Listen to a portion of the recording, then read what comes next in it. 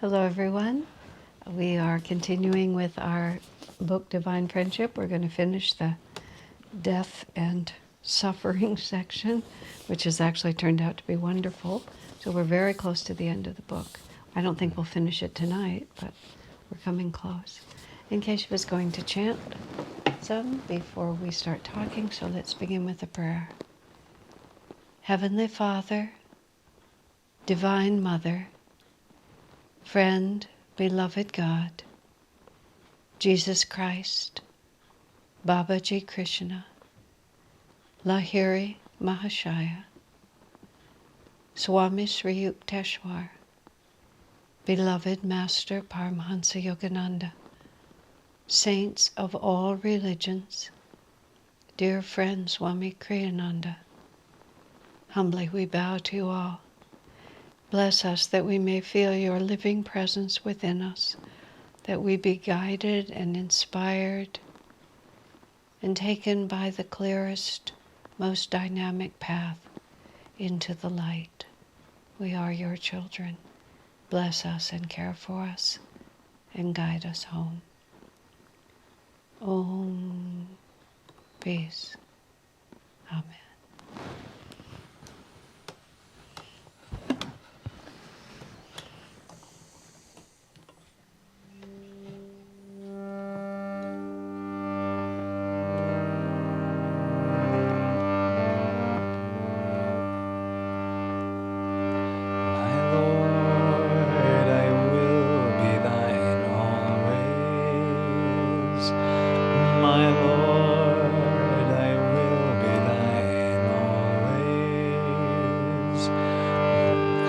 Go far, farther than the stars. I may go far, farther than the stars, but I will be thine always.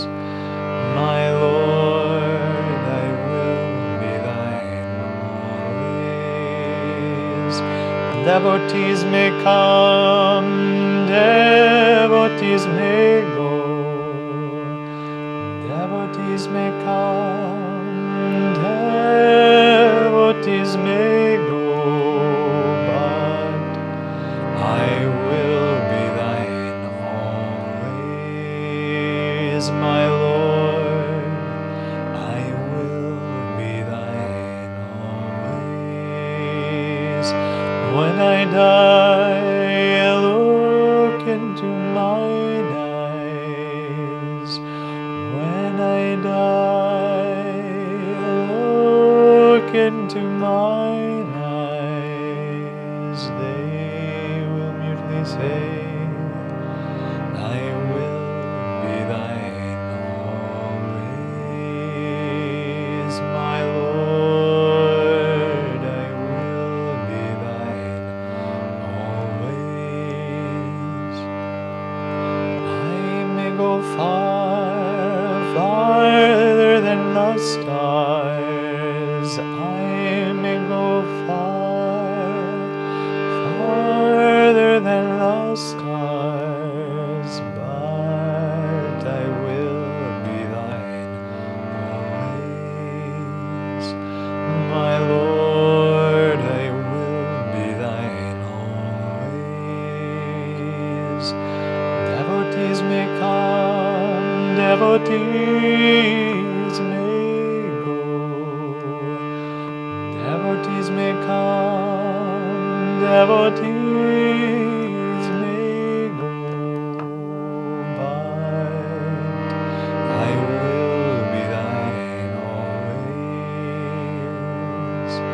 my Lord, I will be thine always. When I die, look into mine eyes.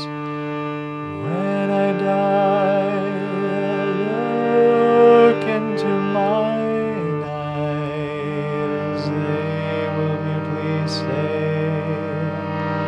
I will be thine always, my Lord. I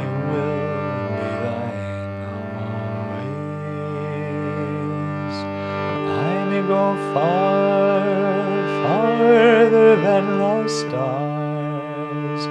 I may go far, farther than the stars, but I will be thine always, my Lord. I will be thine always. Devotees may come, devotees may go. Devotees may come, devotees may go.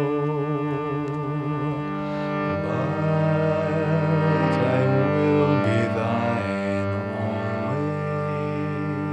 always.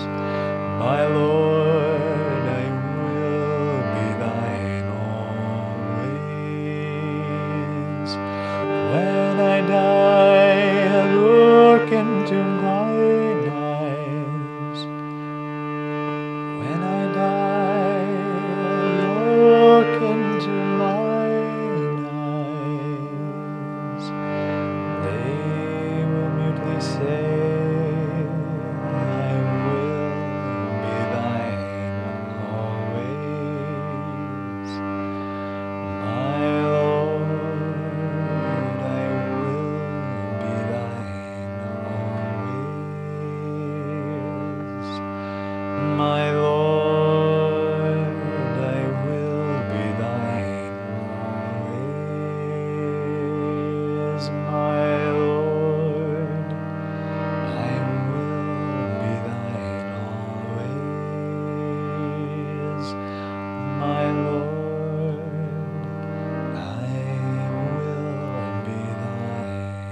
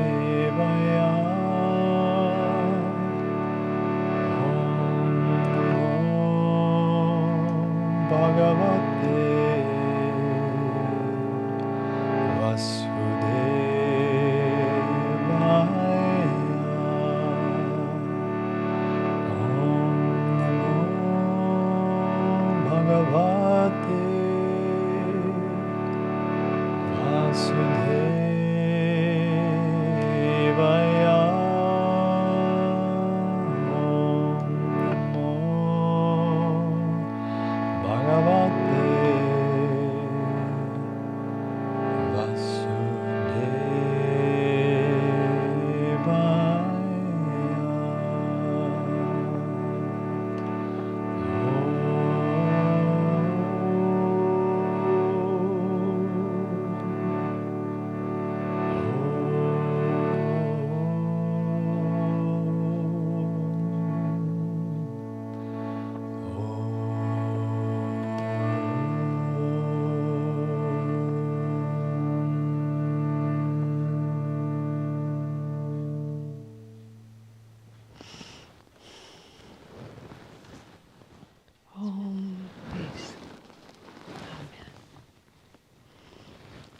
Okay, my friends.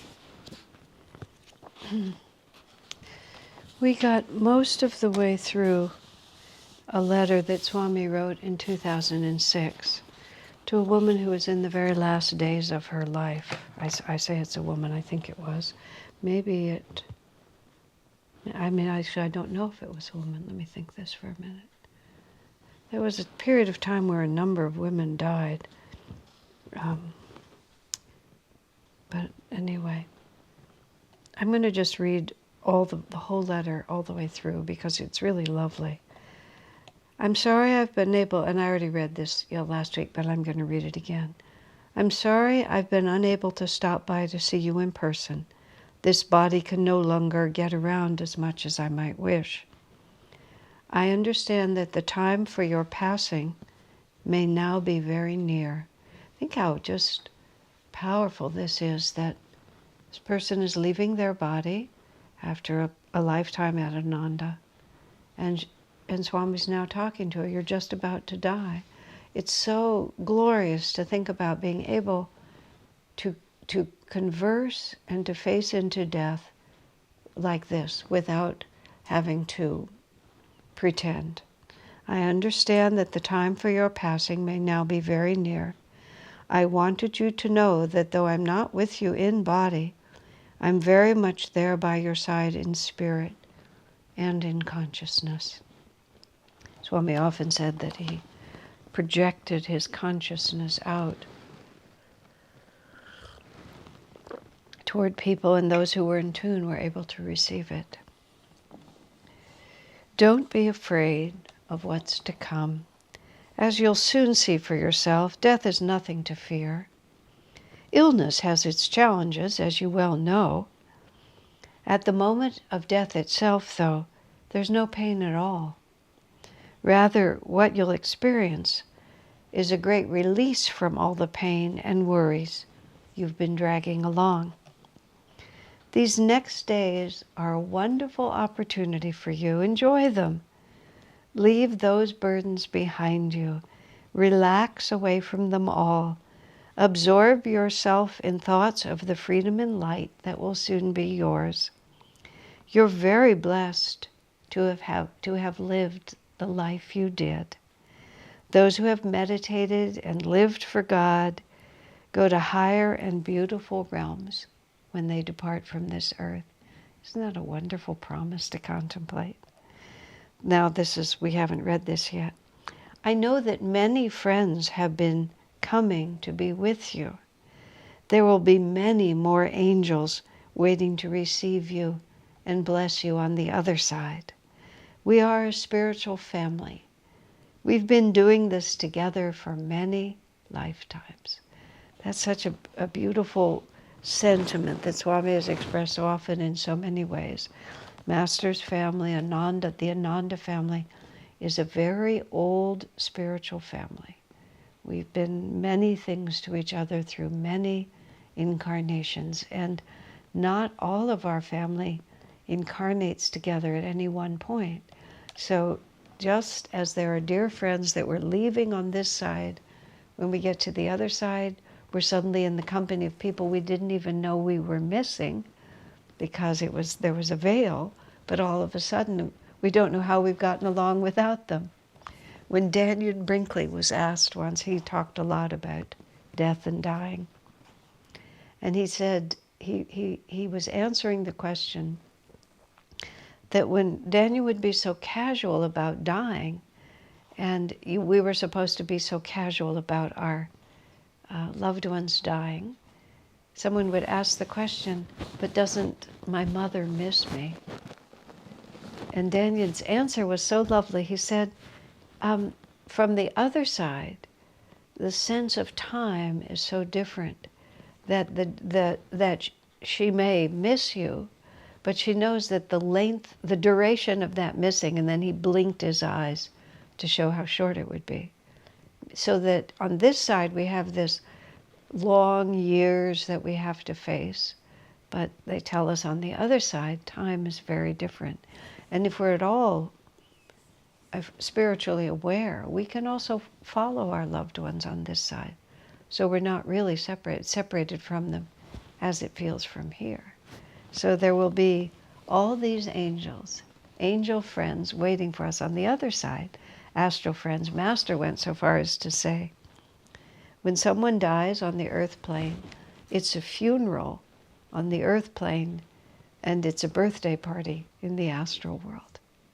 So they rejoice that you've come back, just as we weep that we are departing.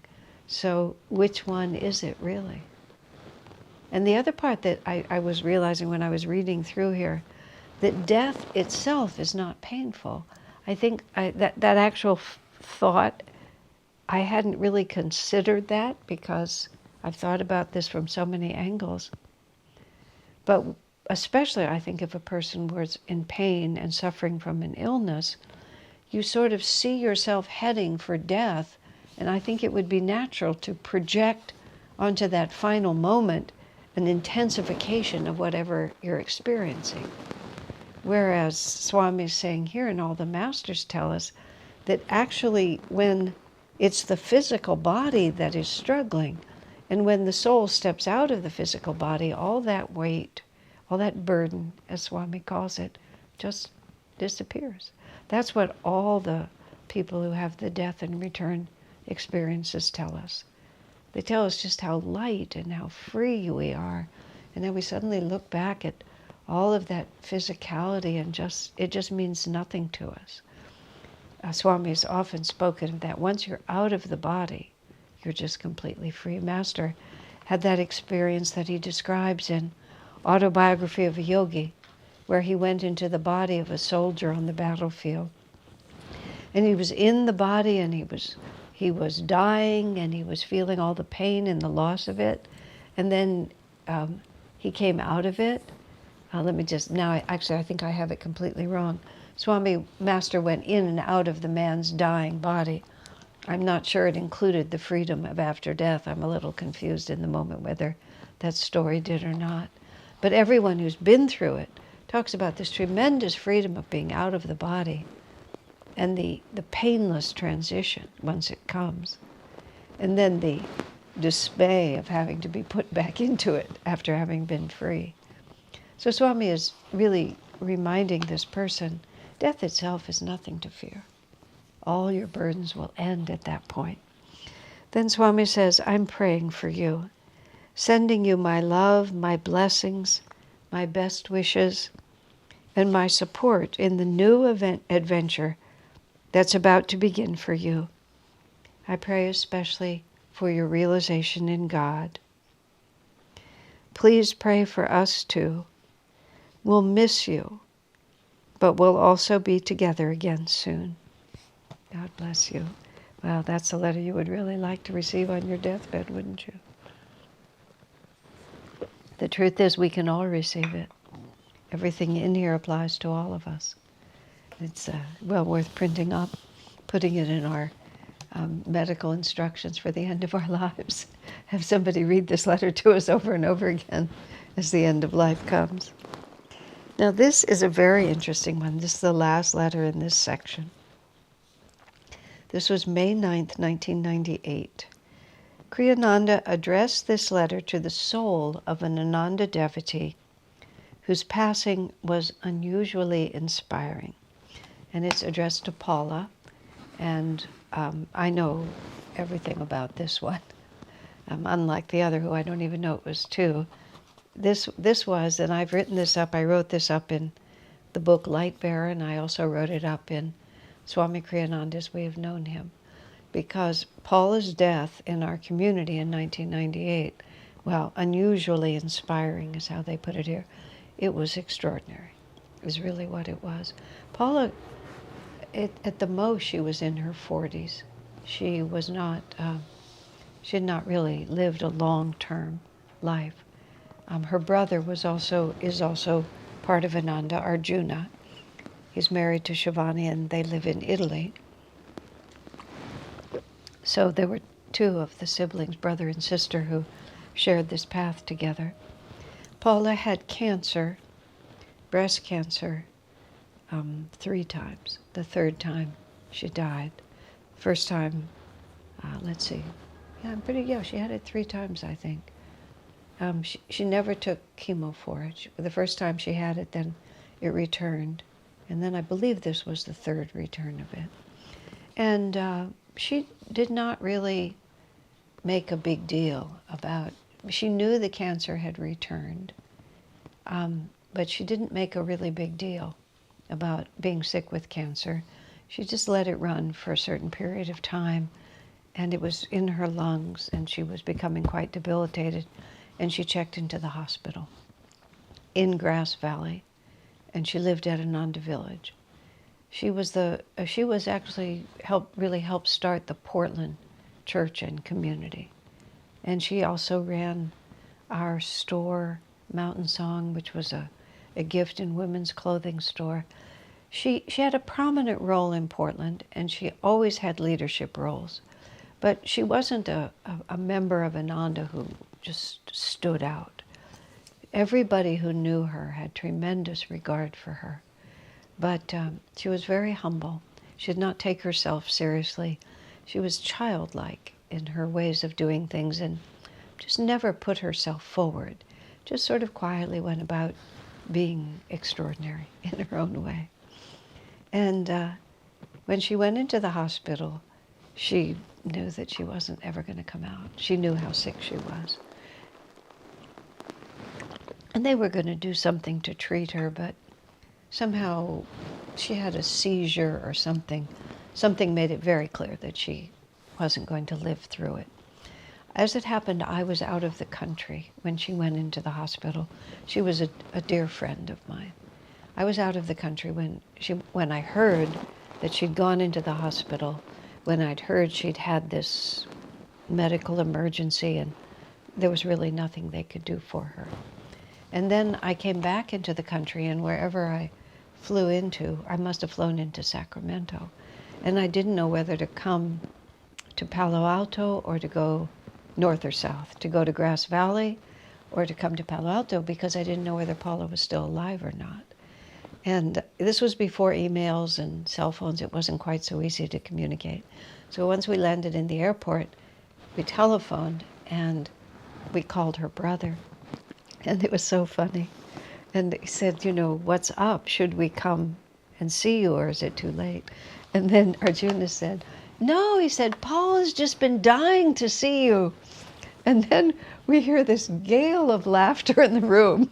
Eventually we were in the scene ourselves. There were about 25 people in her room. Well, maybe not, maybe that many, 10, 15, 20, it varied.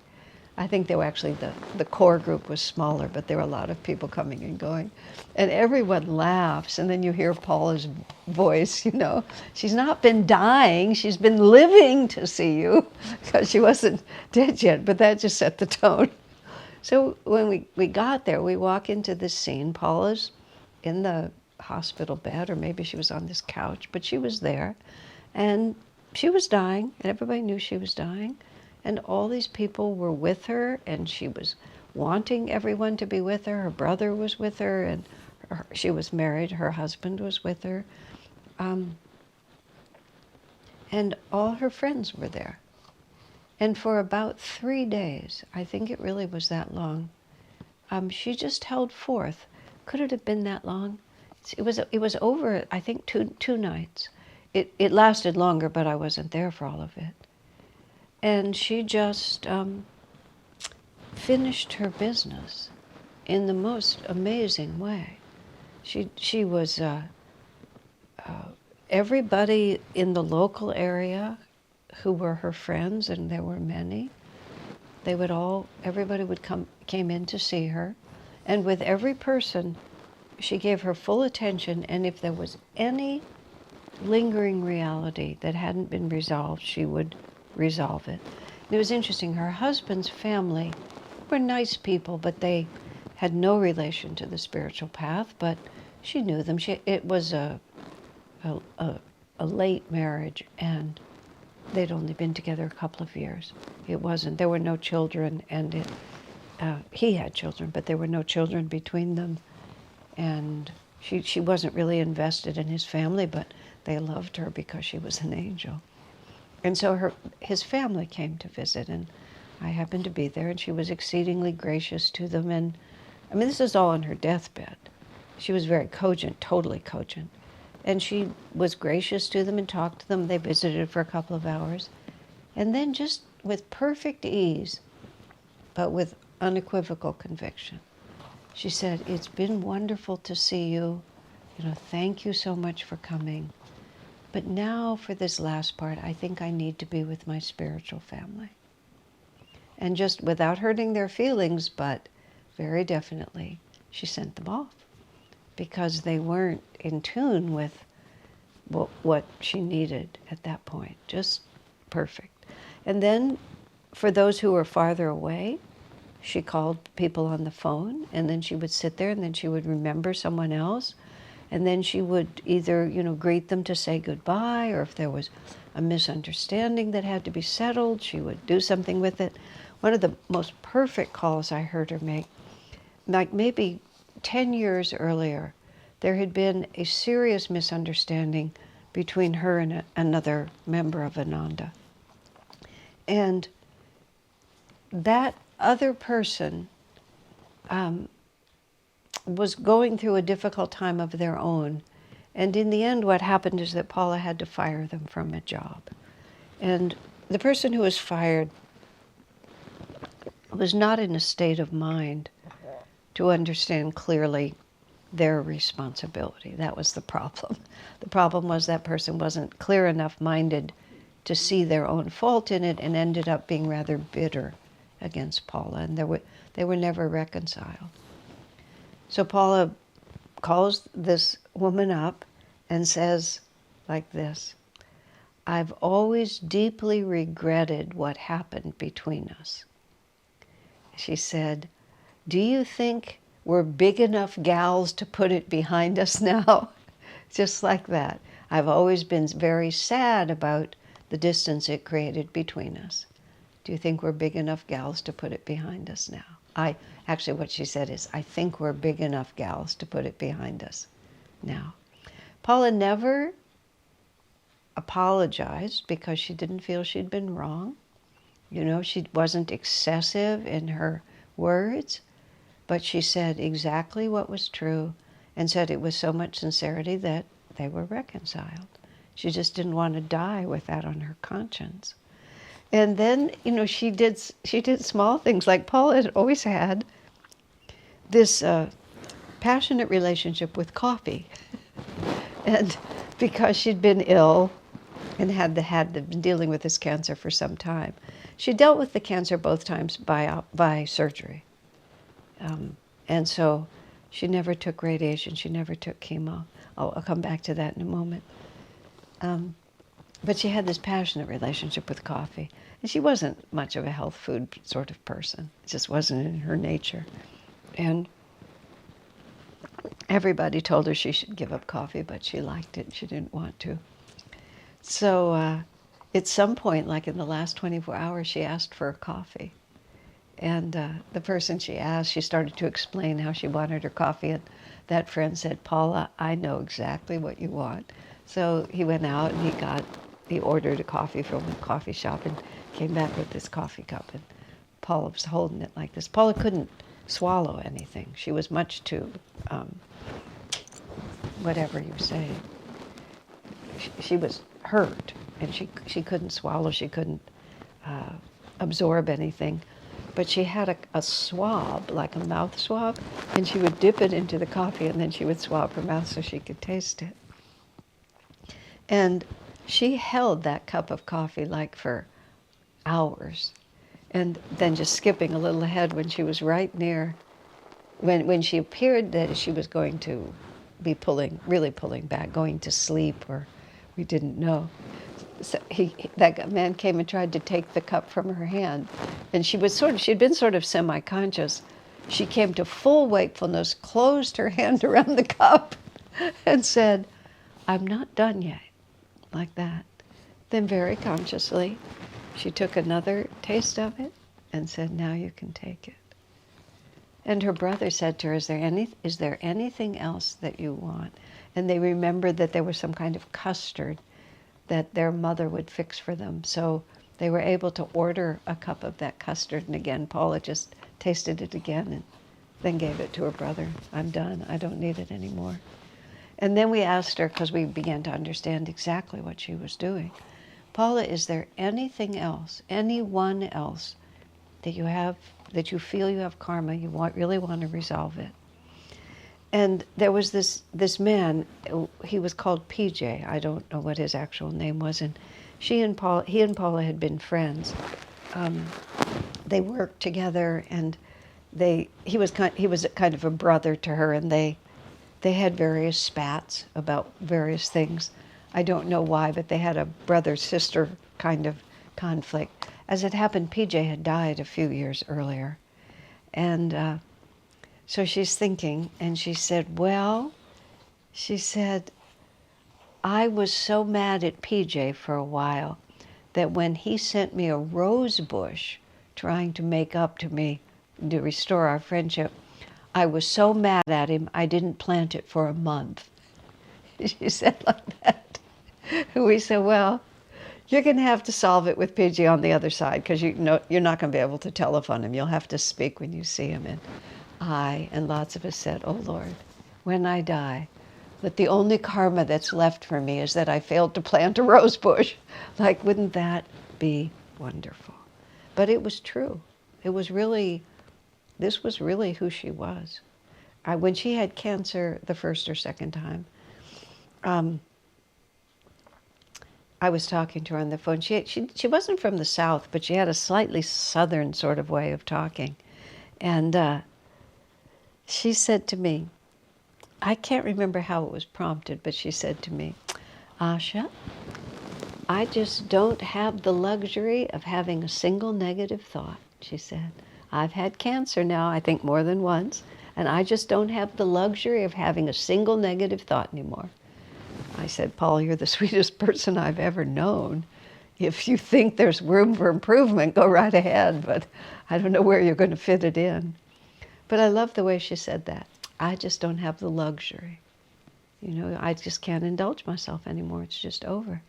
And one more karma that was really touching. Well, actually, a couple of things I can remember from those days in the hospital. We had a hotel room, a short distance close to the hospital, but mostly we were just in the hospital. We were lying on the floor, and the hospital just turned the whole thing over to us. The hospital loved Paula. All the staff, they just loved coming into her room. And we had what we called Paula's passing party. And we just had it in this hospital room for all these days. And at one point, her oncologist came in to see her, who was a very nice man.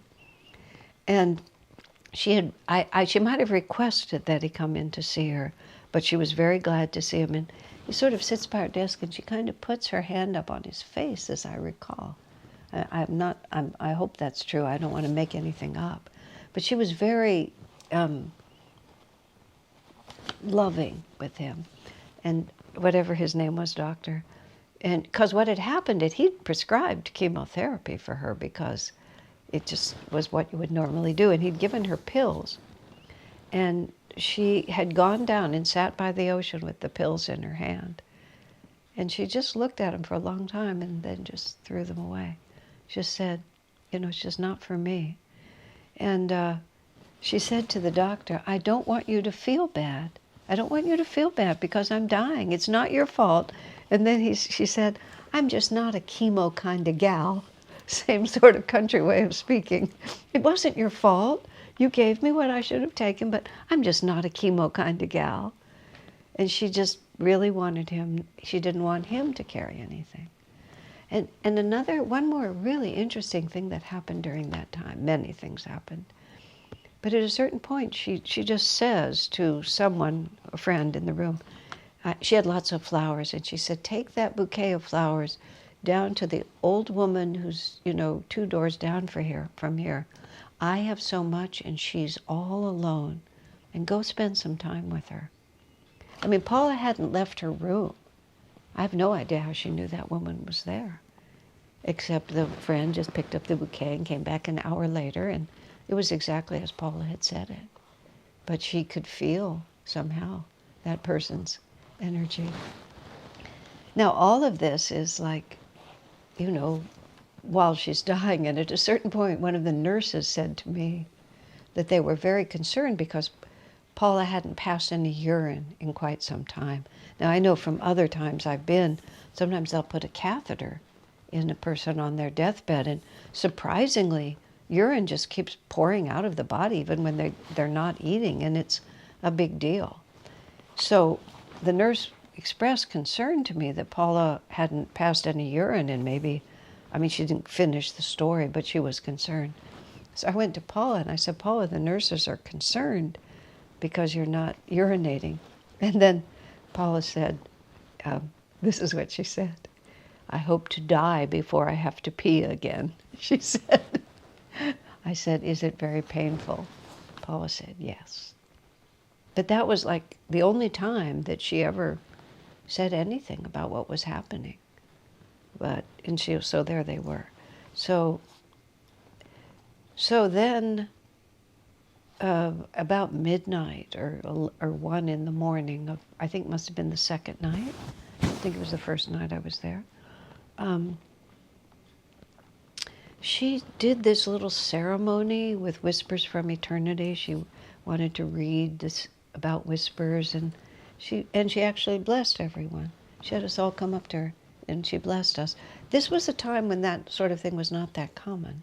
We had the Festival of Lights, so we were used to it. But it was just all in the way she wanted to relate to us. We would read whispers. And then right after that,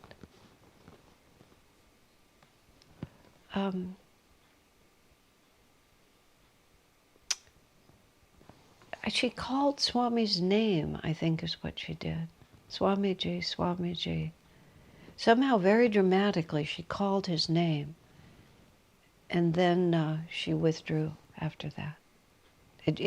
Once she saw him or felt him, whatever it was that caused her to exclaim, her whole energy changed.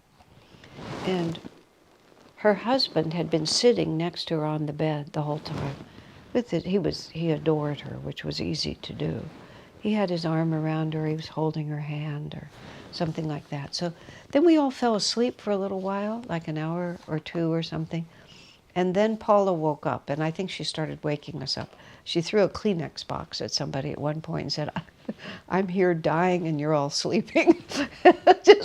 She's never lost her lightheartedness. I know what happened also. She'd had supplemental oxygen. She was also on regular morphine, and she knew when it was time for a morphine shot to come. She would watch the clock. So, I mean, that was the only other hint that there was a lot going on. She was on supplemental oxygen. She did that with the whispers. And I'm a very observant person visually. And without saying anything, Paula took the oxygen out. And I thought to myself, oh my, she's just like, she's done. And somewhere in there she saw or felt Swami, took the oxygen out. Then we all sort of went to sleep around it. We'd been up a lot. And then after a couple of hours she woke up, and I don't know if it was when she threw the Kleenex box then or it was the night before that she did it. But she woke up, we all woke up with her. And she said, she was sort of meditating in silence. She wasn't talking. And then she said, this is very hard. You have to help me. And, there was this like crowd of people in the room, all her Ananda friends. And I feel like Jyotish was there, and he started us chanting Om. This is now 20 years ago, so I'm a little hard.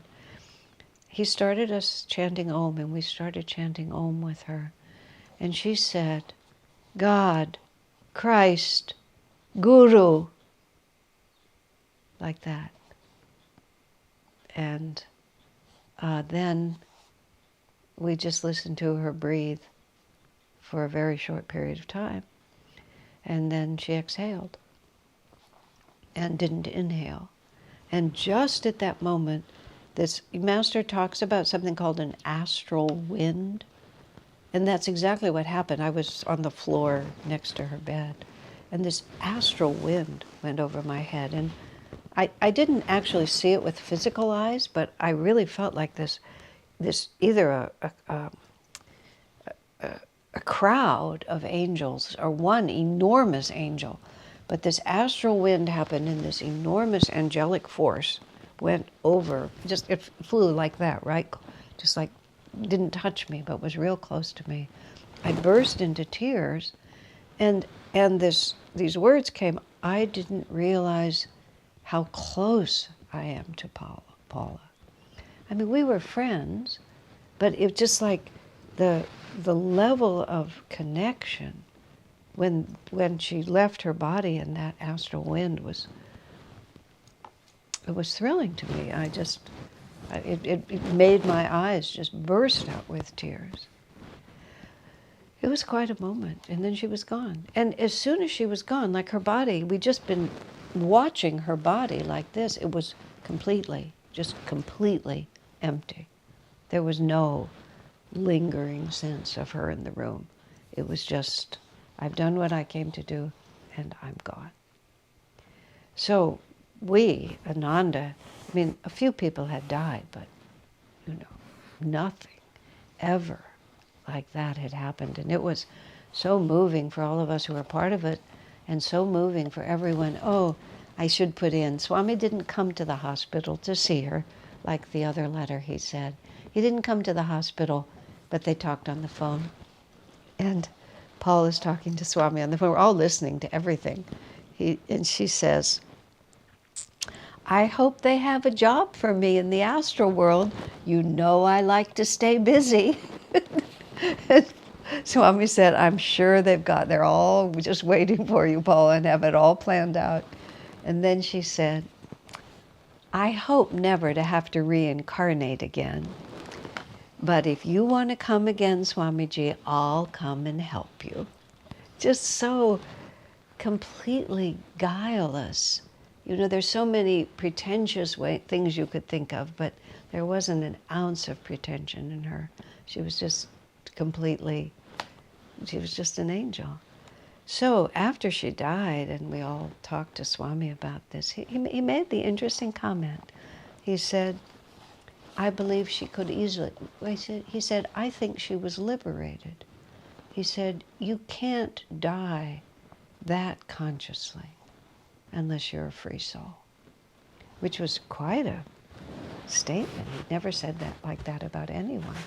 So then we had a funeral service, and after all of that, this is the letter that Swami wrote to Paula after she passed, and it was part of her funeral, and we were all very, very touched. A while later, I said something to Paula about that I felt that she was around a lot, and that she was helping me. And Swami said, oh yes, just like that. Oh yes, of course. And to this day, truthfully, she's a patron saint of mine. There have been times in my life since she died when I've prayed to her. I mean, I prayed to her in the sense that I would have called her and said, Paula, you need to help me.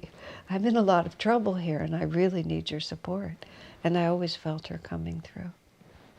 She's just, there's a lot that goes on that we don't know about. And she was really one of those. Let me just think if there was anything else. I think she told us that we should always do what Swami tells us to do.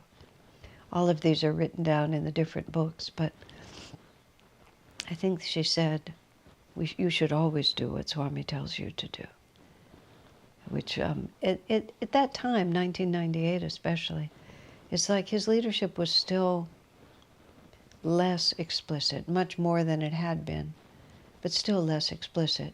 So her admonition, I don't know who in the room needed to hear it, but she was very definite and very serious about it. You should always do what Swami tells you to do. I don't know if I have those exact words right, but that was her sentiment. So, having said all of that, here's what Swami says, writing to Paula's spirit. Dear Paula, what a blessing your life has been for us all. Your sweet temper and unfailing cheerfulness have been a constant inspiration, and your selflessness in thinking of others more than of yourself has been a perfect lesson in the attitude of a true devotee. I meditated after hearing that you'd left us. I felt your sweet consciousness, your humility, goodness, and angelic nature. I feel also your strength, both great and inspiring. It is great because it comes from divine attunement and not from egoic will. It is inspiring because it channels Divine Mother to others. I know she blesses you, and I know Master blesses you. So also do we all, your brothers and sisters in God. Thank you for your life. And thank you even more especially for the manner in which you left this world. If they give grades in heaven for the final exam of earthly passing, I'm sure you received an A+. Swami doesn't, understatement is the essence of good taste. Swami doesn't pour out extravagantly. But what he says, because it's so measured and so without fluff, if they give out grades, you got an A+. You did it, sister. And then he says, we'll miss you, dearest one. In Master's and Divine Mother's love, your friend forever, Swamiji. Wow, isn't that nice? Don't we wish to be able to have people say things like that about us after we're done? It's nice to think about Paula again. I've always taken every opportunity I can to go back and relive all that. She was also, it was interesting. She was in Portland. She was the leader there. When she married, he had children, and those children were located in Nevada City, so they came back to Nevada City. But she didn't have the same opportunity to serve because she wasn't going to be in charge of the whole village, and now she wasn't living in her own colony. She ended up working at our health food store, and she was in charge of a certain department there, and so on. So she did not have an important role. There was a point I was going to make about that.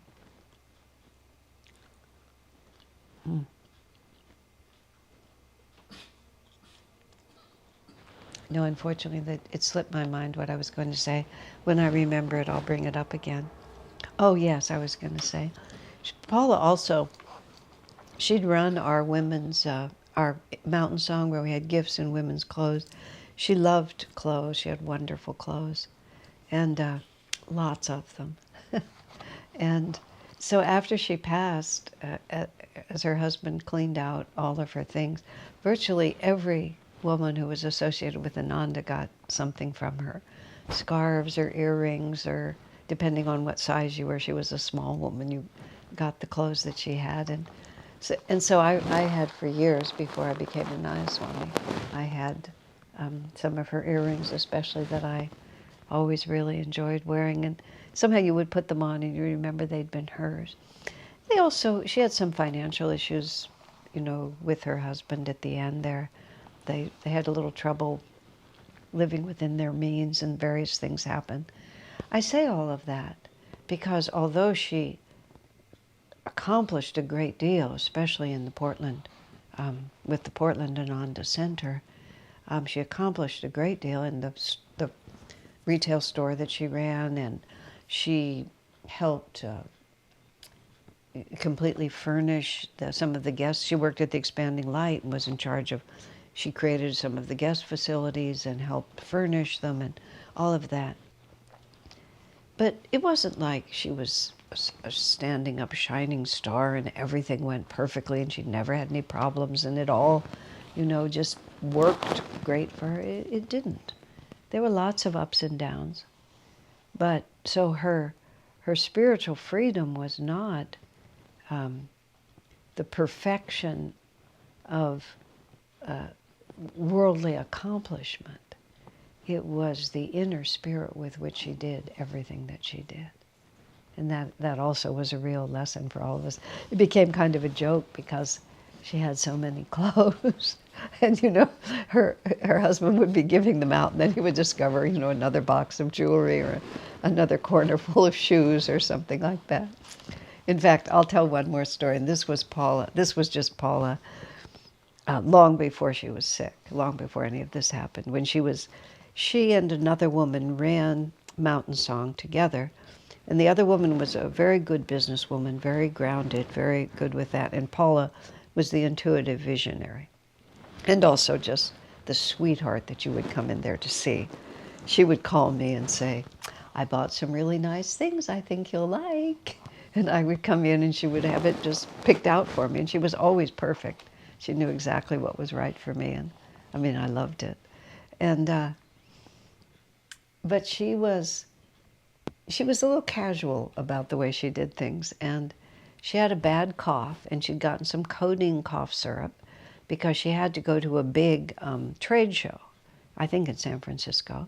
And she and her business associate, this other woman, they came down for this 3-day trade show, and Paula would walk through the aisles and she would just intuitively know what they should buy and pretty much in how much quantity. She never did it. She never had lists. She never did anything. She just did it by intuition, and she was flawless with that. And then her more businessy friend would come in and make the deals and write the things. And so Paula was in the midst of that, but she had this bad cough. She wasn't well. And she was sipping this codeine cough syrup. She wasn't measuring it. She was just sipping it. And by the time she got back to her hotel room where she was staying alone, she realized she had seriously OD'd on codeine cough syrup. And she actually began to die. And she was so out of it that it didn't occur to her, or she wasn't capable of even getting on the phone.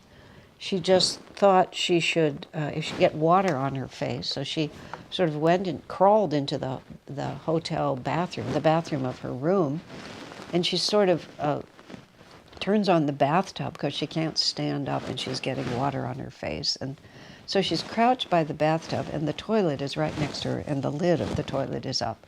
So she's looking at the bathtub and she's looking into the toilet bowl. Paula telling all this story. And she actually just sees the tunnel of light. And she just starts going out on the tunnel of light. And she's conscious enough, and this is, so she told it later. She said, Master, am I going to die here looking into a toilet bowl? And it just was like, really? After all that I've done, is this what's going to happen? And she said that was actually her actual thought. That was really, there she is. Okay, it's fine for me to die, but really, do I have to do it here? And then she was really moving out, and she remembered an outfit that she really liked that she'd put on layaway at one of the booths to buy for herself. And she said when she thought about that outfit, the tunnel began to recede from her and she began to come back to this world.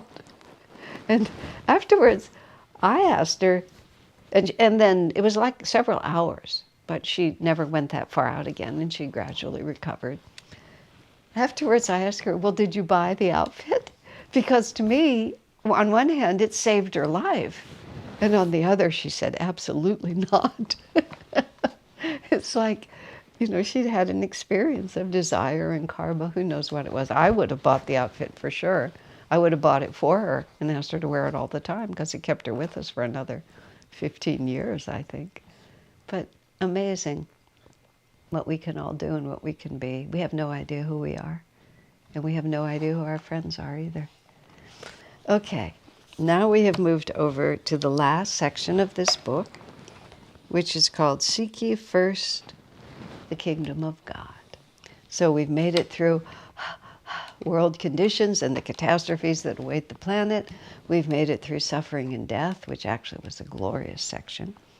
And now we are seek ye first the kingdom of God. This letter is from May of 1996. When you put God first, everything else falls into place, the letter says. Let me see if I know anything about this. It was a joy to meet you.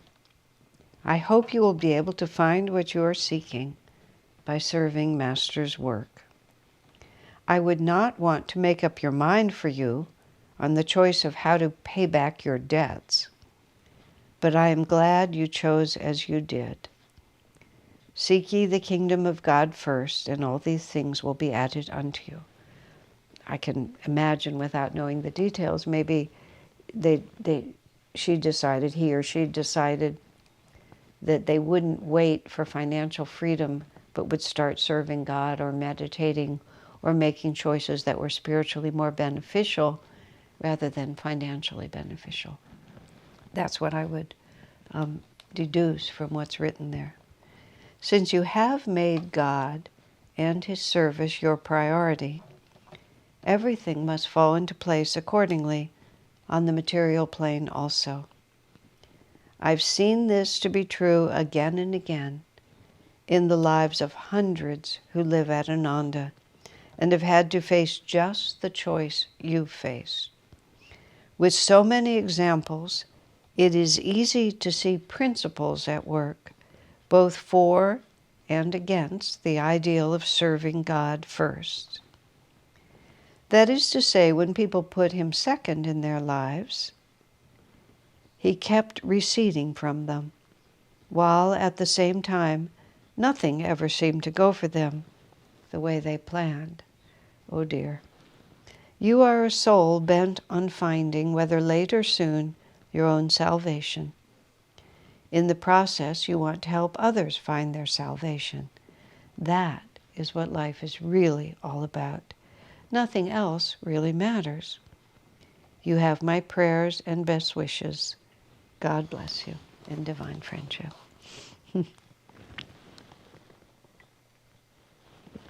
In the early years of Ananda, Swami would often comment that there were a lot of people who wanted, quote, to get their own scene together before they worried about the community.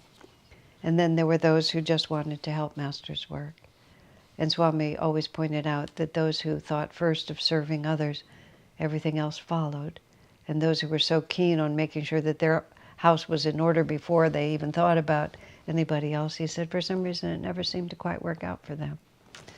Now, Swami said, I would not want to make up your mind for you on the choice you made, but I am glad you decided as you did. So therefore, Swami wasn't going to say you should do this, because what makes it work is if one creates the magnetism by one's own commitment, and if one is doing it just out of obedience without a wholehearted faith of one's own, then it won't work the same way. It's I too have watched it over many years. It's a little complicated. So Swami writes to this other person, and this is in the year 2003, and he says, wealth means much more than money.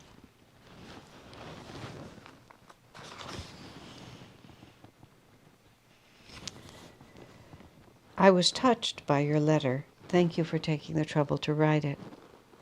Wealth means much more than money. It means abundance, which in turn means joy, love, and fulfillment on all levels. It is good also, therefore, to realize that a person can be wealthy even if he has little material abundance. I remember in the early years of Ananda, we were so impoverished and we lived so primitively. And I had never felt so prosperous, because I finally had in my life everything I'd been seeking, which was a way to serve, a pathway to truth, and a sense of meaning in my life. I was just absolutely at loose ends on this planet. It's very interesting. I think about that sometimes. My whole life before Ananda, I mean, of course, now, after 50 years at Ananda, my life before is way in the past. But even when I was much younger, it just, there was nothing wrong with it, but it didn't make an impression on my memory. I can remember things. I have a good memory, but I really literally felt after I got to Ananda that I just stood with my back against the wall, just looking at the room, trying to figure out what was going on here. I remember always just never quite knowing how to make friends. I was personable and I had friends, but everything about this world confused me until I met Swami, and then it just snapped into place like that. So money just never entered my thoughts. And of course I was young, I was footloose and fancy-free, and it didn't make any difference to me. And of course when you're young, especially then, now young people are so busy with their iras. You should have a life before you plan your retirement, but that's just a different way of doing it. But I just felt so safe and wealthy, like I'd never felt before. And I'd like to add finally something I've learned in life. When I don't seek primarily for myself, but seek to please God and to serve Him in others, I'm always provided for. So that's the other big question, where does security really come from? I also believe in the rule, live comfortably within your means. For I've seen many people who somehow never seem to get it together. No matter how much they earn, they are always in debt. A solid guideline to happiness is not to have too many desires. I wish you every good. Sincerely yours. There was it's better not to have too many desires. I remember how shocked I was when one of my friends at Ananda said something like, "Oh, there's so many things in this world I'd still like to do." And I just was like, really? I didn't even know where to put it. And I saw Swami later and I said, "Swami, so-and-so just said to me," and I repeated it. Swami said, just sort of like, he was a little sad about it. But he said, "Yes, of course, that's true." It was incomprehensible to me. I was different, and I've lived differently. I've had incredible opportunities, extraordinary opportunities, but all of them have surprised me. Anyway, seek ye first the kingdom of God. This is written in 1990, as it happens on September 11th. Desire to return to your true self. Desires are wrong because they are limiting. It is not wrong, however, to desire liberation or God, who bestows liberation. Worldly desires take us out of ourselves. Good desires, including above all the desire for God, take us back to our true self. This is a misunderstanding that people sometimes have. Well, we're not supposed to have desires, so I shouldn't have a desire to help others. I shouldn't have a desire for God consciousness because I'm not supposed to have any desires. And people get very confused. And I guess I was a little confused when I started. I had a very deep desire to serve, to be useful. But I was also caught up in a misunderstanding of Vedanta principles. Vedanta is the teaching that it's all one, and this world is a dream, and the only lasting reality, of course, is God, which is, all of that is true. But for 3 or 4 years, for 3 years before I met Swamiji, I was involved in the self-realization teachings, but I didn't have a life. I was just studying and learning. And I was following a lot of what Vivekananda wrote, disciple of Sri Ramakrishna. And the Vedanta ideal that this world is just a dream had affected me in a certain way, and also my companions at that time were very much in this school, and we all actually parted company to an extent because of this, because their point of view was that you should just repudiate everything in this world, and my point of view was this incredible desire to serve. But I was still a little confused. So when I came to Ananda in 1971, when I moved, and I was really there to be with Swamiji, because I would have lived in an igloo in Antarctica to be with Swamiji. It was a very simple equation in my mind. He has what I want. He is what I want to become. He has the consciousness that I want.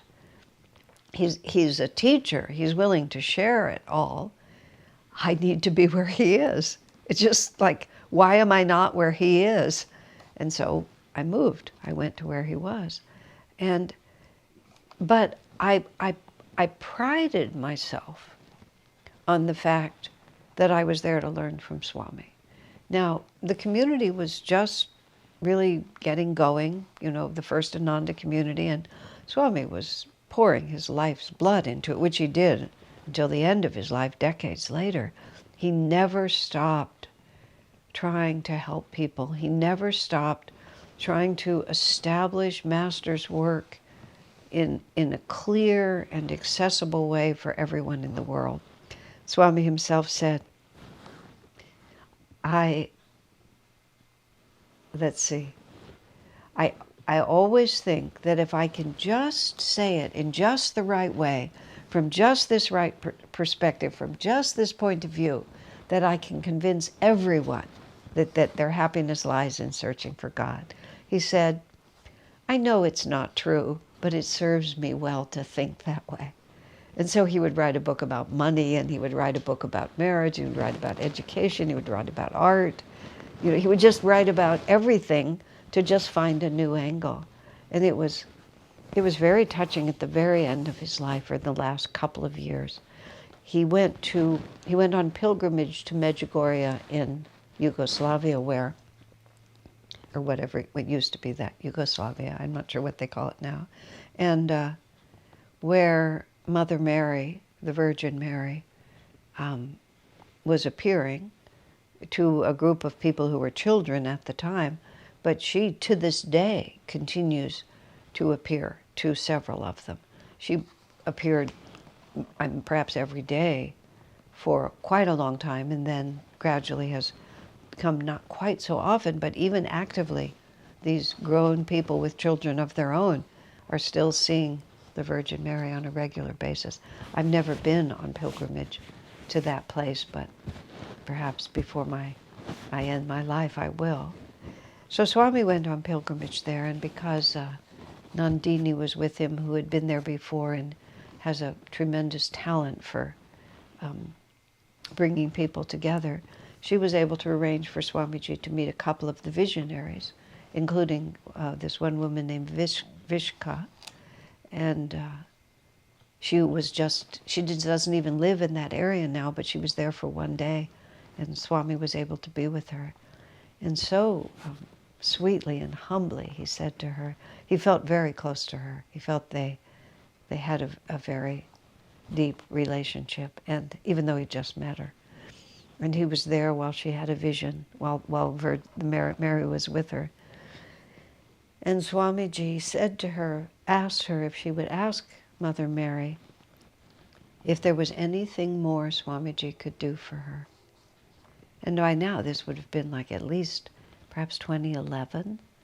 It was very late in Swami's life. He passed in 2013.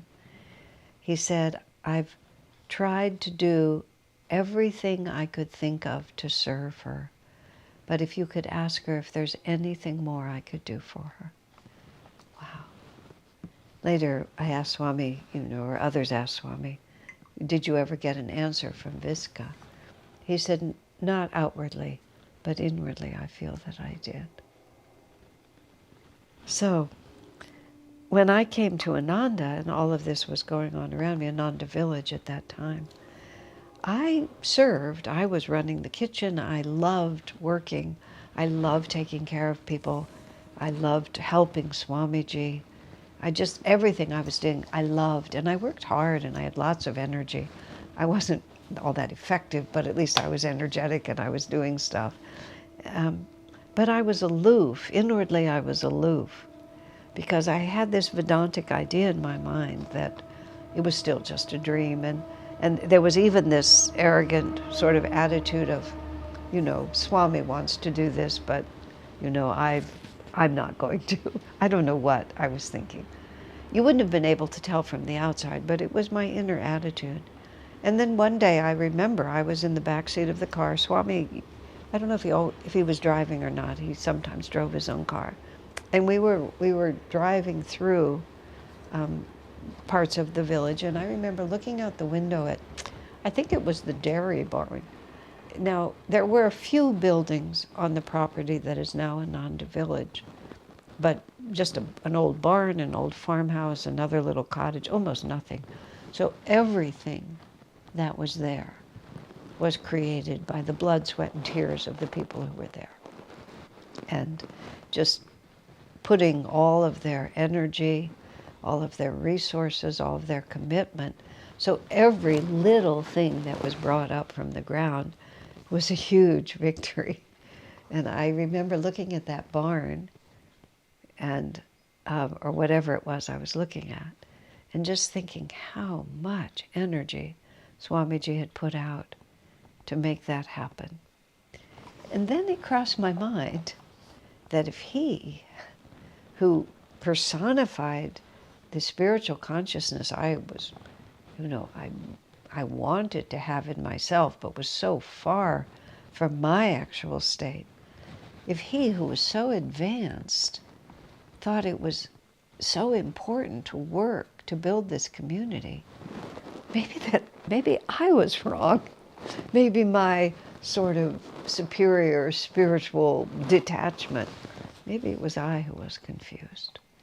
And I also thought that I wasn't being a very good friend to him. I mean, here he was. This was what was the most important thing to him. I made tea for him and occasionally made dinner and helped him write letters, but all of that was of no importance to him. What was important to him was that he would serve Master, and the assignment he'd been given from Master was to make this community happen. And I was just so inappropriately holding my heart back from it. And I learned a profound lesson came into my mind, that the desires that liberate are not the same as the desires that bind. When Swami and I were talking once about reincarnation, I'd actually asked him a slightly different question, but what he answered was brilliant. I haven't yet put together what I asked him with what he answered, but what I asked him was, I had this fear, and I still do to a certain extent, that when I have to take another body, unless I'm fortunate enough to surprise myself and be liberated, but I don't expect to.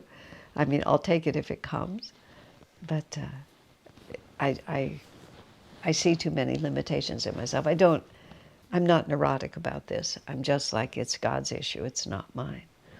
But so if I have another body, which seems like a probability, I wonder if I'll be as stupid again for as long as I was in this incarnation.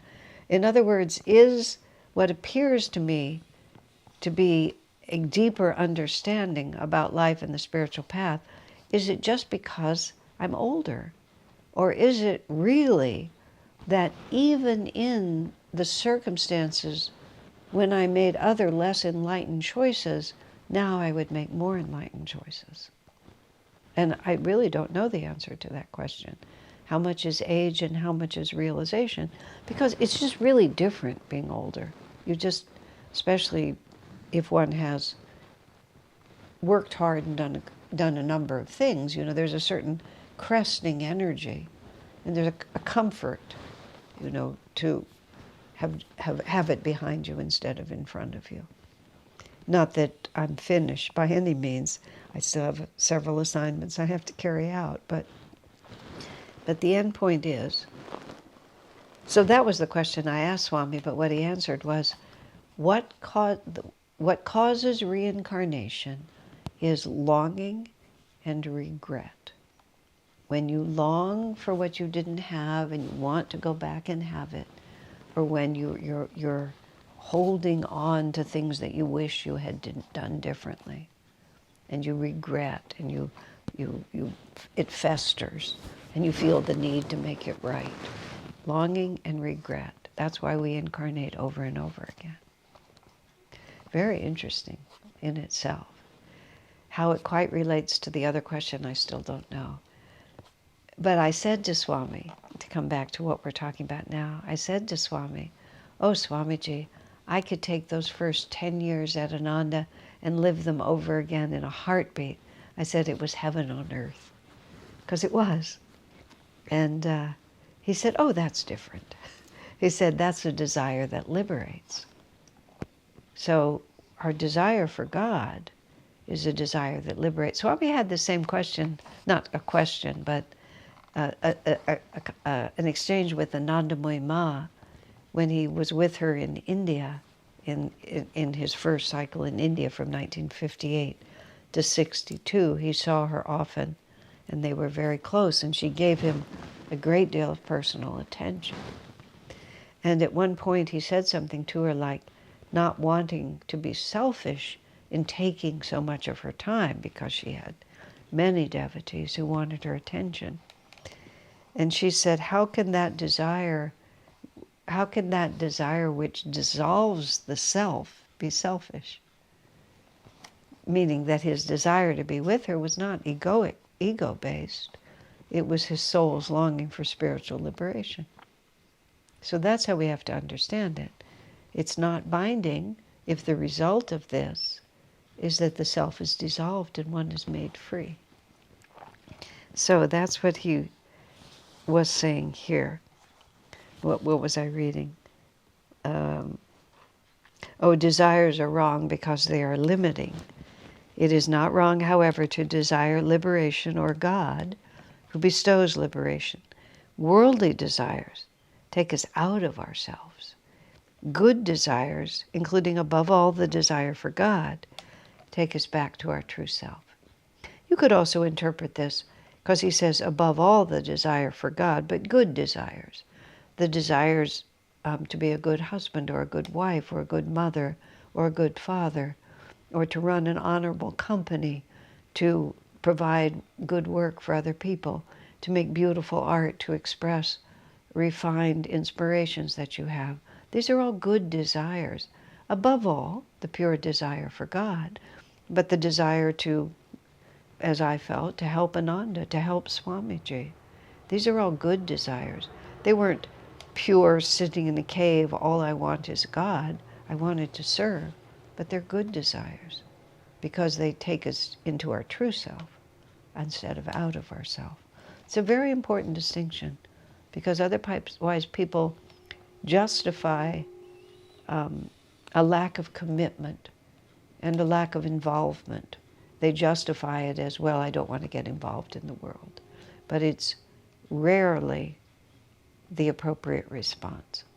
In theory, it could be, but usually that we need to serve, because in serving we burn out those worldly desires and bring in those divine desires, and then we can stop altogether.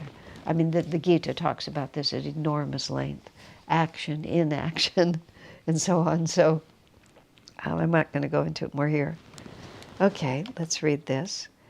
The deeper message of two dreams. This was from 1990 in February. Your dreams are significant, Swami writes.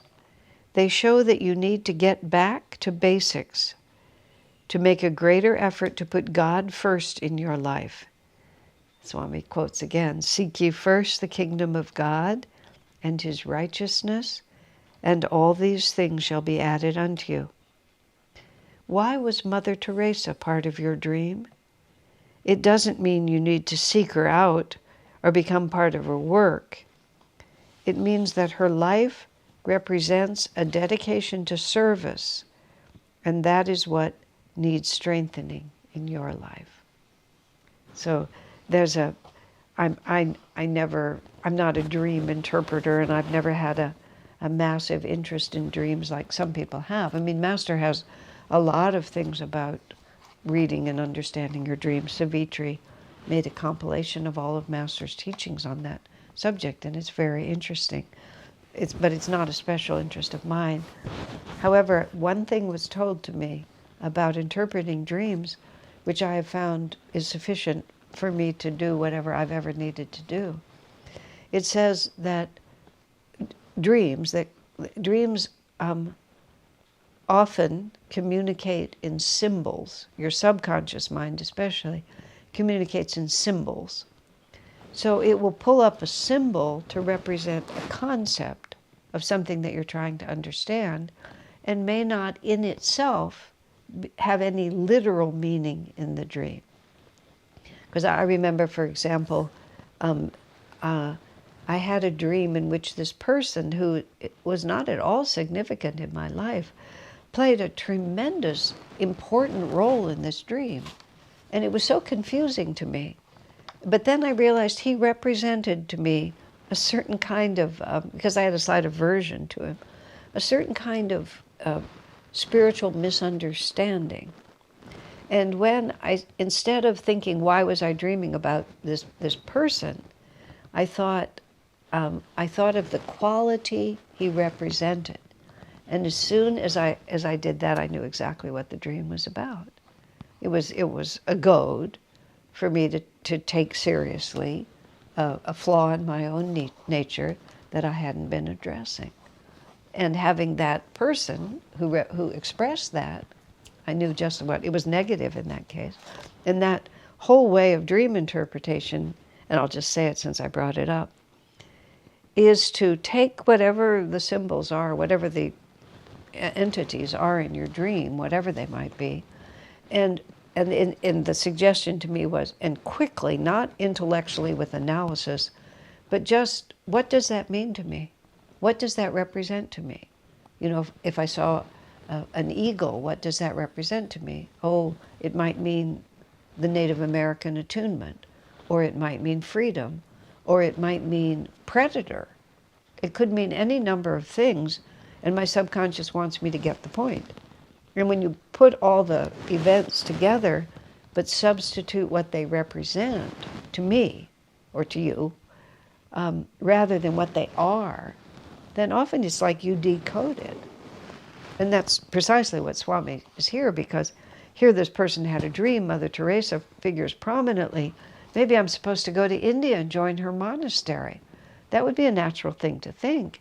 If it was Mother Teresa herself, that was the point of the dream, but Swami just says, no. Mother Teresa represents, in our particular age, she was a wonderful symbol. You know, she was a world-renowned, respected figure, because she renounced materialism first, and because she served the poor. And especially in the Christian world, of course, well, as we say in the festival every week, you know, even though the lower altar of good works burns brightly, Jesus says to Babaji, they've forgotten my teaching of inner communion. But Mother Teresa just spectacularly represented this absolutely selfless, this glorious, selfless disregard of personal desire for the sake of serving others. And you just remarkably. And so Swami's saying, you're not being called to India to become one of the sisters of charity, but you are being called to emulate, you know, that which makes her so great. I met Mother Teresa several different times, because we would take these, from 1986, for 20 years, we would take groups of people to India on a regular basis, not every year, but often. And we would go to Calcutta, where she was headquartered and where she lived, and if you went to morning Mass at 5:30 a.m. and went to the Mass, Then after the Mass, she would meet with you. If you were foreign groups, she would meet with you. She wouldn't sit down. It would be a standing meeting because she didn't spend a lot of time. But we would be able to stand with her. And my impression of her, and it was very, very vivid, was that she had just poured herself out in serving others. It was just the way it was like she was an empty vessel.